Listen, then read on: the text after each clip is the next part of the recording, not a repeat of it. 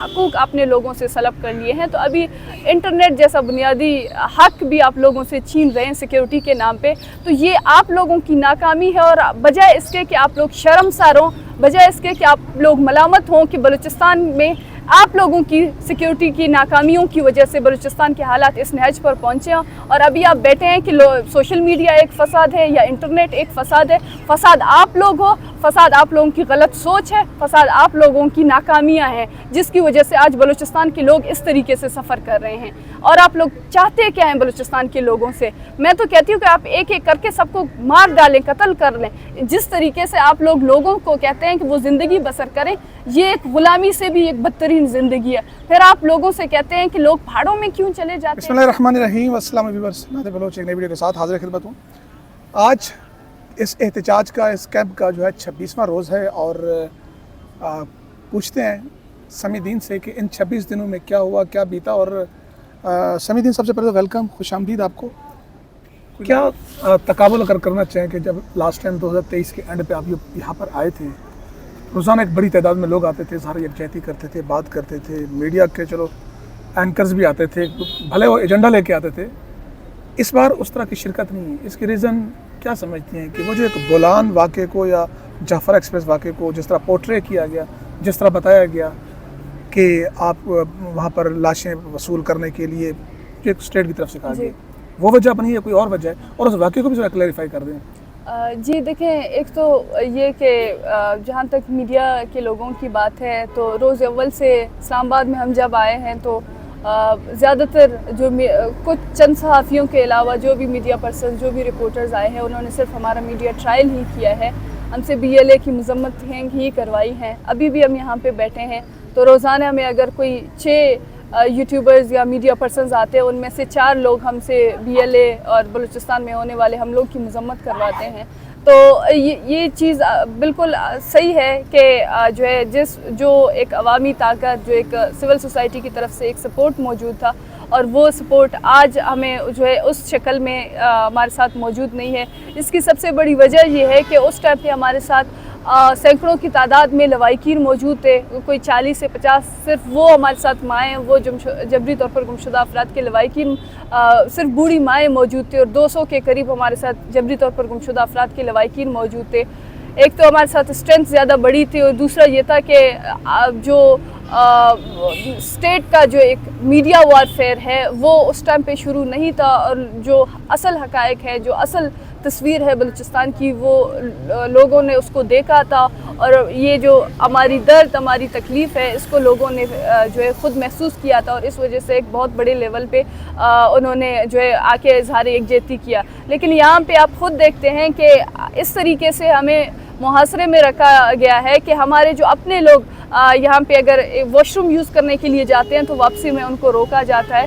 ہمیں press club کے ایک پچھلے حصے میں ایسے بند کر کے رکھا گیا ہے جیسے ہم قیدی ہیں. چاروں اطراف ہمارے گاڑیاں اور بسز لگائے گئے ہیں. روڈ کی جانب جہاں سے گاڑیاں گزرتے ہیں اس راستے پہ انہوں نے بسیں کھڑی کی ہیں کہ آپ لوگ اس راستے سے ڈسپیئر ہو جائیں تاکہ لوگ آپ لوگوں کو دیکھیں نہیں.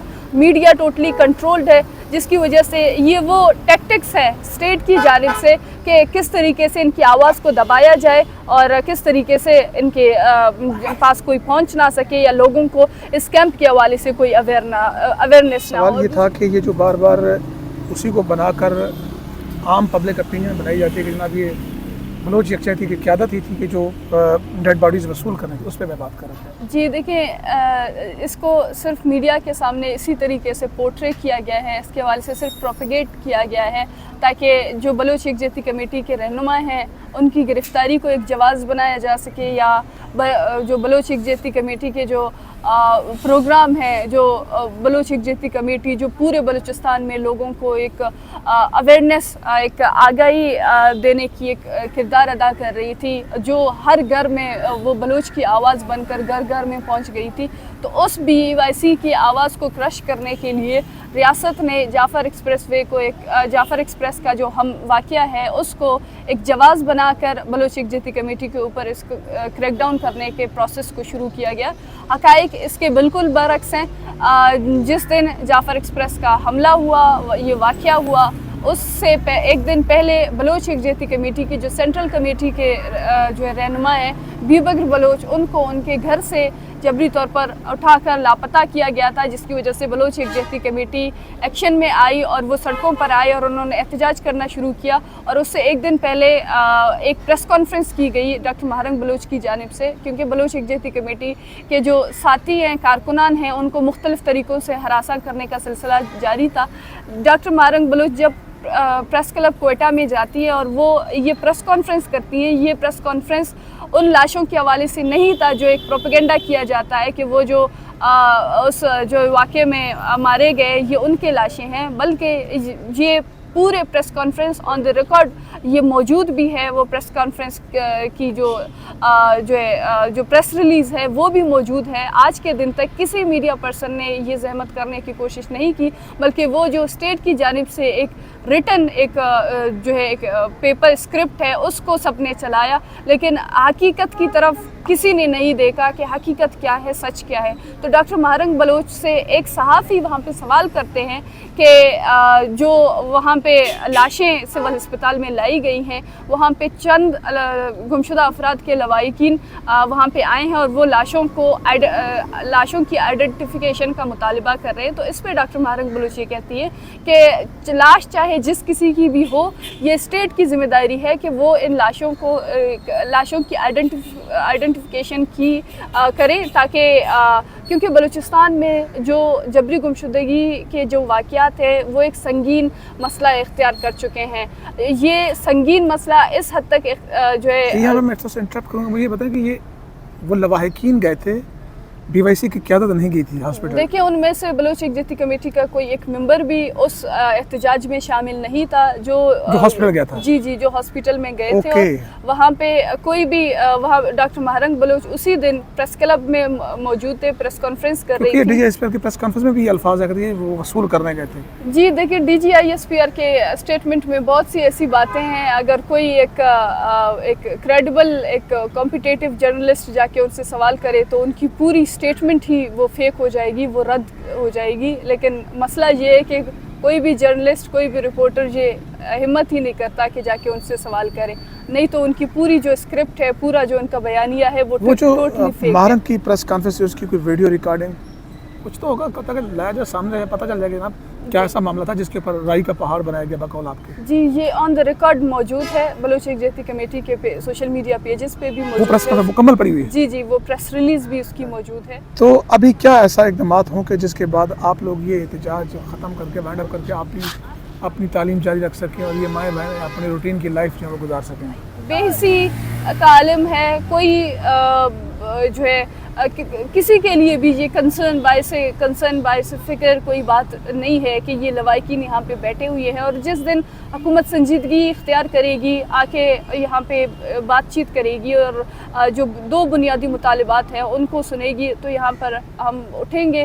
کسی کو شوق نہیں ہے کہ ہم یہاں پہ آئیں اور اس گرمی کے موسم میں جہاں پہ آپ سانس نہیں لے سکتے ہیں، جہاں پہ اس حبس کے ماحول میں آپ کی سانس اٹک جاتی ہے، یہاں پہ 26-27 دنوں سے متواتر بیٹھنا یہ کوئی آسان بات نہیں ہے. لہٰذا ہماری درد کو، ہماری تکلیف کو سمجھنے کی ضرورت ہے کہ ہم کس اذیت میں ہیں، کہ ہم اس گرمی کے موسم میں بھی، اس تکلیفی میں، اس جو ہے کھلے آسمان تلے اگر ہم یہاں پہ بیٹھے ہیں تو کون سی درد، کون سی تکلیف کی وہ انتہا ہوگی جس کی وجہ سے ہم یہاں پہ بیٹھے ہوئے ہیں. 2 حصوں میں اس کو کر لیجیے گا.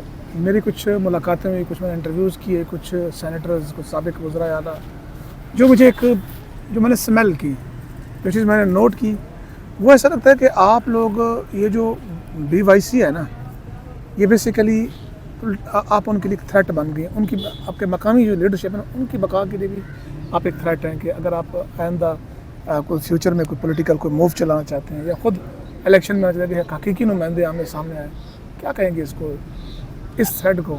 شاید اس وجہ سے بھی وہ لوگ یہاں پر جوائن کرنے میں تھوڑا سا ہیزیٹیٹ کرتے ہیں. جی دیکھیں، بلا شبہ وہ سیاسی پارٹی جن کو اپنے لوگوں کی نمائندگی کرنی چاہیے تھی، پارلیمنٹ میں کھڑے ہو کے اپنے لوگوں کی آواز بننی چاہیے تھی، وہ جو ہے محرومیاں ہیں بلوچستان میں، وہ جو انسانی حقوق کی خلاف ورزیاں ہو رہی ہیں، یا وہ جو ریاستی نسل کشی ہو رہی ہے، ریاستی جبر ہو رہی ہے، اس کے خلاف اپنے لوگوں کے ساتھ کھڑے ہونا چاہیے تھا. وہ بلوچستان کے کرپٹ سیاستدان جو اپنے سیٹ کے پیچھے بھاگتے رہتے ہیں، جن کو نہ عوام کا پتہ ہے، عوام کس قسم کی ایک اذیتناک تکلیف دہ زندگی گزار رہی ہے، جس میں نہ اس کی زندگی نہ اس کی جان و مال محفوظ ہے. اگر اسی دوران اگر بلوچ یکجہتی کمیٹی جیسا ایک تحریک ابھر آئے گی جس میں وہ وکٹم فیملیز، وہ وکٹم لوگ جو خود اس ریاستی جبر کا شکار ہیں، وہ اپنے لوگوں کی آواز بنیں گے، تو میں سمجھتی ہوں یہ ان لوگوں کے لیے واقعی میں ایک بہت بڑی تھریٹ ہے اور ہوگی، کیونکہ ہم نے نہ صرف ریاستی اس نسل کشی کو بے نقاب کیا ہے، بلکہ ہم نے وہ جو کرپٹ لوگ ہیں، وہ جو کرپٹ سیاستدان ہیں، وہ جو بلوچستان کو صرف لوٹ کے کھا رہے ہیں، وہ جو صرف اپنے لیے مراد لے رہے ہیں، وہ جو کمپرومائزڈ ہیں، وہ جو آ کے حکومت کی کرسی پر بیٹھتے ہیں اور لب کشائی نہیں کرتے کہ آپ ہمارے بچوں کو قتل کر رہے ہیں، آپ ہمارے ماؤں بہنوں کو جو ہے اذیت دے رہے ہیں، ان کو ہم نے ایک بہت بڑے حد تک ایکسپوز کیا ہے. اور یہی وجہ ہے کہ وہ لوگ بھی نہیں چاہتے ہیں، ایک بڑی حد تک وہ لوگ جو حکومتوں میں بیٹھے ہیں وہ بھی نہیں چاہتے ہیں کہ بلوچ یکجہتی کمیٹی ایکشن میں آئے اور بلوچ یکجہتی کمیٹی ایک مضبوط طاقت بن جائے. تو فیوچر میں بی وائی سی کو پالیٹکس میں دیکھ سکتا ہوں؟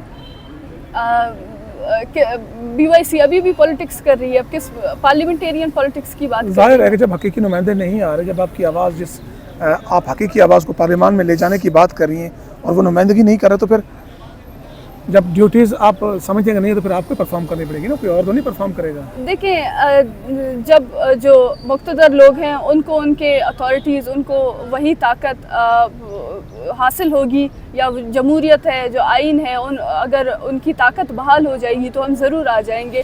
لیکن اس وقت جو المیہ ہے وہ المیہ یہ ہے کہ بلوچستان کے سٹنگ جو ابھی حکومتی لوگ ہیں وہ لوگ کہتے ہیں کہ ہم یہ جو مائیں بہنیں بیٹھے اسلام آباد میں بیٹھی ہوئی ہیں، ہم ان کے حق میں دو چار الفاظ نہیں بول سکتے کیونکہ وہ آلریڈی کمپرومائزڈ لوگ ہیں. تو آپ خود سمجھیں کہ اگر کل میں اسی پوزیشن میں جاؤں، اسی سیٹ میں کھڑی ہو جاؤں، تو پھر میں اپنے لوگوں کے لیے دو چار الفاظ نہیں کہہ سکتی. تو کیا مجھے ایک طرح وہ لوگ ہیں کہ جو وہاں پر جاتے ہیں آواز بات نہیں کر سکتے، اور دوسرا وہ اپنے ایوان سے نکل کر عام عوام میں بھی بات نہیں کر سکتے. دونوں مختلف چیزیں ہیں. وہاں پہ کسی اور کا خوف ہے اور پبلک میں جانے کا پبلک کا خوف ہے.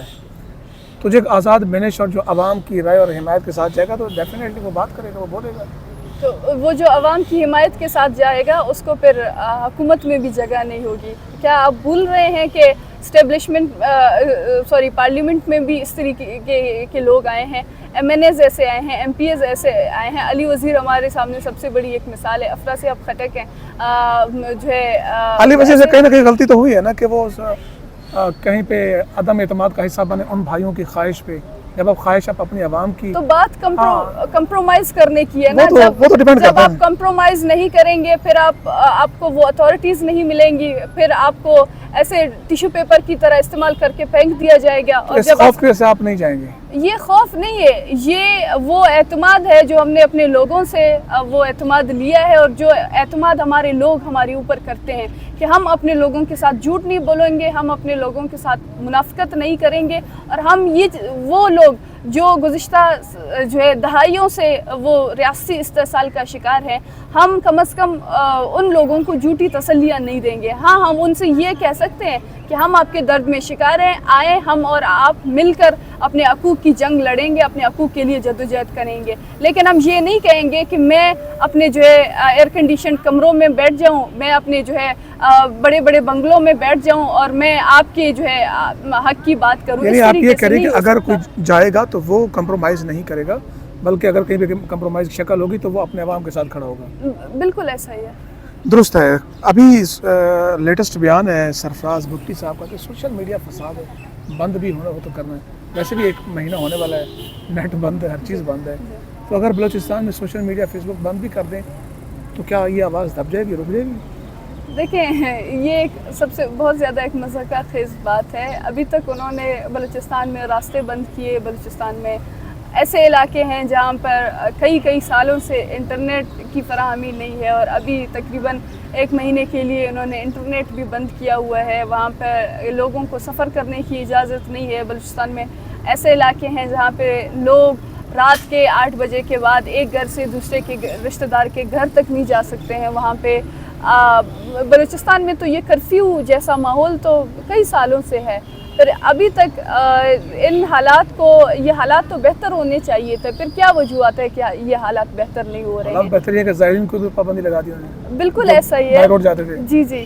تو رابطہ ختم ہو گیا۔ جہاں تک سوشل میڈیا کی بات ہے، میرا مشورہ بھی یہی ہے کہ آپ بلوچستان کے سارے لوگوں کو، آپ وہ جو آلریڈی ایک قید میں ہیں، آپ ان کو ایک جو ہے جیل میں، آپ ان کو جیل میں قید کریں، جہاں پہ نہ ان کو کھانا جو ہے ملے، جہاں پہ نہ ان کو جو ہے سانس لینے کے لیے ان کو ہوا ملے، جہاں پہ نہ ان کو وہ سروائیو کر سکیں۔ آپ ایک ایک کر کے سب کو قتل کریں، کیونکہ آلریڈی جو آپ نے ایک ماحول بنایا ہے، اس ماحول میں تو زندگی گزارنا خود مشکل ہو چکا ہے، جہاں پہ آپ لوگوں کی بنیادی سہولتیں، نہ آپ لوگوں کو تعلیم دے رہے ہیں، نہ آپ لوگوں کو صحت کی جو ہے چیزیں فراہم کر رہے ہیں، نہ آپ لوگوں کو کوئی بنیادی ان کے سہولیات، ان کے بنیادی حقوق آپ نے لوگوں سے سلب کر لیے ہیں۔ تو ابھی انٹرنیٹ جیسا بنیادی حق بھی آپ لوگوں سے چھین رہے ہیں سیکیورٹی کے نام پہ، تو یہ آپ لوگوں کی ناکامی ہے، اور بجائے اس کے کہ آپ لوگ شرمسار ہوں، بجائے اس کے کہ آپ لوگ ملامت ہوں کہ بلوچستان میں آپ لوگوں کی سیکیورٹی کی ناکامیوں کی وجہ سے بلوچستان کے حالات اس نہج پر پہنچے ہیں، اور ابھی آپ بیٹھے ہیں کہ سوشل میڈیا ایک فساد ہے یا انٹرنیٹ ایک فساد ہے۔ فساد آپ لوگ ہو، فساد آپ لوگوں کی غلط سوچ ہے، فساد آپ لوگوں کی ناکامیاں ہیں، جس کی وجہ سے آج بلوچستان کے لوگ اس طریقے سے سفر کر رہے ہیں۔ اور آپ لوگ چاہتے کیا ہیں بلوچستان کے لوگوں سے؟ میں تو کہتی ہوں کہ آپ ایک ایک کر کے سب کو مار ڈالیں، قتل کر لیں۔ جس طریقے سے آپ لوگ لوگوں کو کہتے ہیں کہ وہ زندگی بسر کریں، یہ ایک غلامی سے بھی ایک بدترین زندگی ہے۔ پھر آپ لوگوں سے کہتے ہیں کہ لوگ پہاڑوں میں کیوں چلے جاتے ہیں؟ آپ نے لوگوں کے لیے اور کوئی آپشن کیا چھوڑا ہے؟ آپ لوگوں کے لیے اور راستے کیا چھوڑ رہے ہیں کہ لوگ آپ کے ساتھ آئیں، بیٹھیں، اور لوگوں کو یہ ایک امید ہو کہ یہ ریاست ہماری ریاست ہے، یہ حکومت ہماری ریاست ہے، یہ ہماری فلاح بہبود کے لیے سوچ رہی ہے۔ آپ تو ایک ایک کر کے لوگوں سے ہر وہ بنیادی ان کی حقوق چھین رہے ہیں، پھر آپ کہتے ہیں کہ لوگوں کا اعتماد ریاست سے کیوں ہٹ گیا ہے؟ یہ خود ان لوگوں کو سوچنے کی ضرورت ہے، اور بجائے اس کے ان کو ملامت ہونے کی ضرورت ہے، اس پہ شرمسار ہونے کی ضرورت ہے۔ بہت شکریہ، سبھی دن ہمارے ساتھ موجود تھی، آپ نے گفتگو سنی، اپنے فیڈ بیک سے آگاہ کیجیے گا، اجازت دیجیے، اللہ حافظ۔